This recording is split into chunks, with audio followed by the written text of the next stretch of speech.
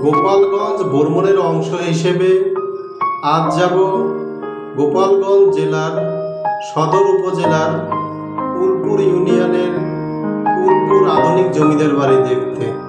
ভিডিওটি শেষ পর্যন্ত দেখুন। আশা করি আজকের এই ভিডিওটি খুব শিক্ষণীয় ও আনন্দদায়ক হবে।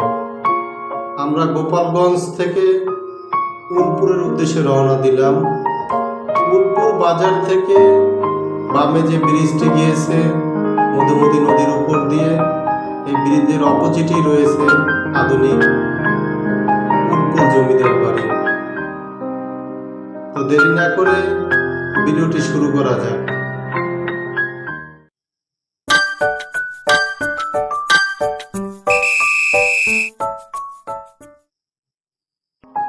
উলপুরের এই আধুনিক জমিদার বাড়িটি স্থানীয় লোকদের কাছে গ্রিন ভ্যালি পার্ক নামে পরিচিত। এবং আপনাদের জানিয়ে রাখা ভালো যে এই জমিদার বাড়িটি ভ্রমণ করতে গেলে আপনাদের 20 টাকা করে টিকিট কেটে এই জমিদার বাড়ির ভিতরে প্রবেশ করতে হবে। এবং জমিদার বাড়ির ভিতরে প্রবেশ করলে আপনারা প্রথমেই লক্ষ্য করবেন বাম সাইডে প্রায় 3 তলা বিশিষ্ট একটি ভবন রয়েছে, যেটা আধুনিক কারুকার্য দ্বারা নির্মিত, যা দেখে আপনার মন ভালো হবে এবং আধুনিক কারুকার্য সম্পর্কে আপনারা কিছুটা ধারণা নিতে পারবেন। বর্তমান সময়ের যতটা অত্যাধুনিক চিত্রশৈলী রয়েছে তার সবগুলো আপনারা এখানে এসে লক্ষ্য করতে পারবেন। এবং জমিদার বাড়িটি এতটাই অত্যাধুনিক এবং ডিজাইন সম্মিলিত, এখানে প্রতিদিন প্রচুর পরিমাণে দর্শনার্থী আসে শুধুমাত্র আধুনিক এই জমিদার বাড়িটি দেখার জন্য। মূলত এই জমিদার বাড়িটির ভিতরে প্রবেশ করলে আপনারা বাম সাইডে বঙ্গবন্ধু গ্যালারি লক্ষ্য করবেন। এখানে বঙ্গবন্ধুর জীবনী এবং ইতিহাসের বিভিন্ন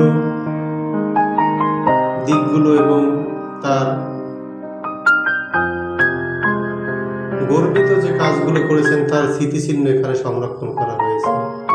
যেহেতু এটি হিন্দু জমিদার বাড়ি, এখানে আপনারা লক্ষ্য করবেন পাশেই মন্দির রয়েছে।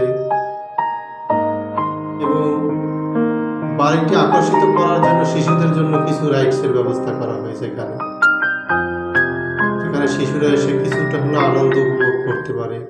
এবং দর্শনার্থীদের কিছুটা আকর্ষণ বাড়ানোর জন্য এই জমিদার বাড়িটি কিছুটা পার্কের আদলে তৈরি করা হয়েছে। এখানে আপনারা লক্ষ্য করবেন বাচ্চাদের রেলের ব্যবস্থা রয়েছে এখানে। এবং জমিদার বাড়িটির ঠিকই পিছনে রয়েছে সুবিশাল দিঘি, কৃত্রিম দিঘি।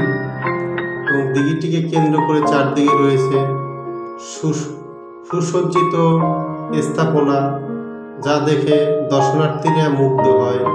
এবং দর্শনার্থীরা সপরিবারে এখানে ঘুরতে আসে শুধুমাত্র এই আধুনিক জমিদার বাড়ি বা উলপুরের এই সবুজ ভ্যালি পার্ক দেখতে। দিঘিটির সৌন্দর্য দেখেও আপনারা মুগ্ধ হবেন, কারণ এটা বর্তমান সময়ের অত্যাধুনিক টাইলস দ্বারা চারদিকে আপনার বাধাই করা রয়েছে। এবং দিঘির নামতে আপনারা লক্ষ্য করবেন জলপরীর একটি স্মৃতিস্তম্ভ নির্মিত হয়েছে এখানে। এবং দিঘিটির চারদিকে রয়েছে লোক হাঁটার জন্য ফুটপাতের ব্যবস্থা।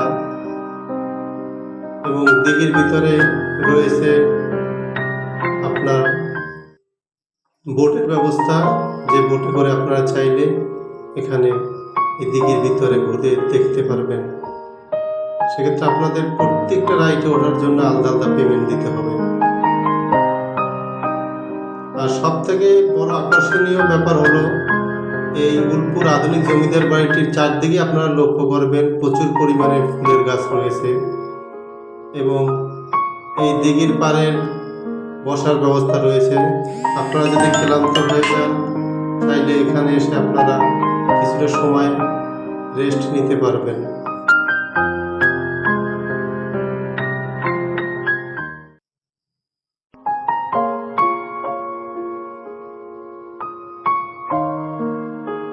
এই যে শিক্ষার্থীরা এসেছে এই জমিদার বাড়িটি ঘুরে দেখার জন্য।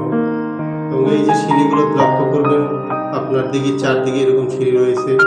এই সিঁড়ি দ্বারা আপনারা বোটে উঠতে পারবেন।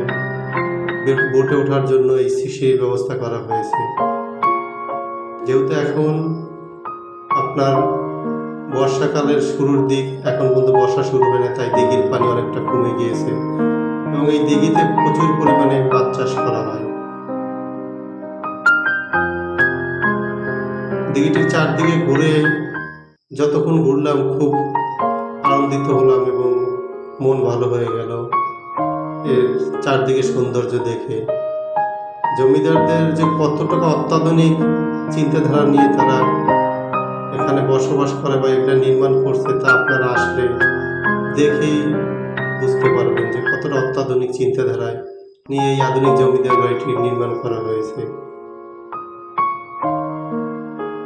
উলপুরের এই জমিদার বাড়িটি মূলত গোপালগঞ্জ সদর থেকে 8 কিলোমিটার দূরে উলপুর ইউনিয়নের ভিতর পড়েছে, যা মধ্য উলপুর নামে একটি স্থানে এই আধুনিক উলপুর জমিদার বাড়িটি।